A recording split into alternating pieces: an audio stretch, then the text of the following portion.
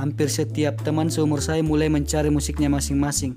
Sebagian mendeklarasikan dirinya sebagai pencinta musik punk, yang lain mencintai musik grindcore, tanda bahwa mereka adalah anak-anak hardcore. Saya sendiri masih mencari-cari. Saya menemukan sosok yang saya cari pada diri Kurt Cobain, vokalis Nirvana. Saya mulai mengenal musiknya setelah Kurt meninggal dunia. Potongan poster kecil band itu di kamar kakak, seringnya pembicaraan sebagai teman rumah tentang Nirvana, tayangan beberapa kali video klipnya di MTV, satu persatu mulai melengkapi puzzle Nirvana di hati saya. Akhirnya saya bisa mengatakan bahwa saya pecinta musik Nirvana. Namun, bukan hanya musik band-band Nirvana saja yang menghiasi hati saya. Saya masih ingat betul anak-anak kelas angkatan saya berteriak zombie-zombie, lagu milik The Cranberries yang sedang hit awal 2000-an. Band itu pun menetap di kepala saya sampai sekarang. Apa yang saya suka itu lumayan berbeda dari Uki, yang lebih sering membawakan lagu-lagu Oasis saat dia membawa gitarnya ke sekolah. Selain olahraga, musik adalah hal yang sangat menghiasi kehidupan saya waktu itu. Saya memiliki 2 band di sekolah. Satu band khusus membawakan karya-karya Nirvana, namanya Sliver, mengambil salah satu karya Kurt Cobain. Band satu lagi bernama Peppermint yang saya bentuk bersama Uki. Secara spesifik, band ini memiliki komposisi milik Oasis untuk dimainkan. Di 2 band itu, saya memegang posisi berbeda. Di Sliver, saya berperan sebagai vokalis dan gitaris, sementara di Peppermint, saya hanya sebagai basis. Kibil yang sekarang bersama The Changcuters masuk dalam formasi Peppermint, memegang posisi vokalis. Selain 2 band di sekolah tersebut, saya masih punya 2 band lagi di lingkungan tempat tinggal saya di kawasan Antapani, Bandung. Pertemanan di lingkungan rumah inilah yang banyak sekali membentuk saya. Kami tidak hanya teman seumuran, melainkan ada yang lebih muda daripada saya, dan banyak pula yang lebih tua daripada saya.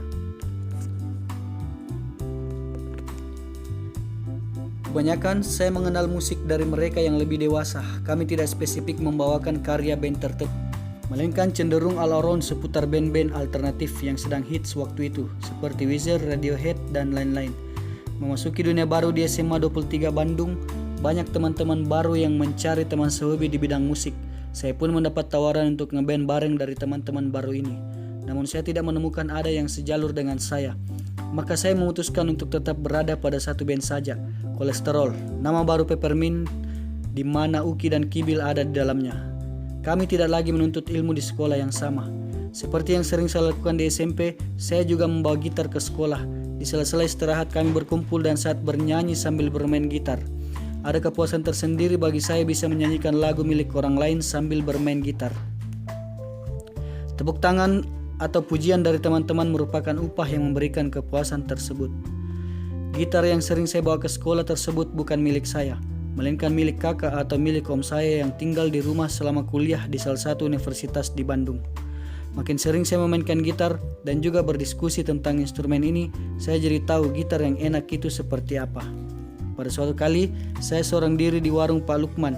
Seorang teman datang dan menawarkan sebuah gitar dengan harga 100.000. Sambil bertanya tentang keseriusannya menjual gitar tersebut, saya pun membawa atau mencoba gitar tersebut. Hanya dengan sekali coba saya bisa tahu bahwa gitar itu bagus, suaranya sangat enak. Namun saya tidak mempunyai uang sebanyak itu waktu itu. Dengan buru-buru saya segera hidupkan motor bergegas ke rumah sambil meminta teman tadi untuk menunggu sebentar. Saya ingat bagaimana saat merayu ibu untuk mendapatkan gitar yang saya inginkan itu. Wajah saya buat sedemikian memelas. Ibu kemudian meluluskan permintaan saya. Itulah gitar akustik pertama saya. Segera saya taruh stiker bertuliskan The Cranberries di gitar itu, yang saya buat dan gunting sendiri. Lewat gitar itu pula saya mulai mencoba membuat lagu sendiri. Beberapa hari kemudian saya mendengar dari teman-teman kalau paman teman yang menjual gitar kepada saya itu mencari-cari gitar kesayangannya. Rupanya gitar yang saya beli itu adalah miliknya yang kemudian dijual oleh keponakannya sendiri. Untuk membentuk khas warna vokal, saya tidak pernah melatihnya dengan mengambil kursus atau menyewa guru vokal. Sebenarnya bernyanyi adalah nomor terakhir dalam daftar kesukaan saya. Saya lebih suka menggambar. Pertama kali bernyanyi di muka umum adalah saat saya kelas 3 SD. Itu pun karena dipaksa Ibu Novah, guru saya. Padahal waktu itu saya sedang mengikuti lomba gambar.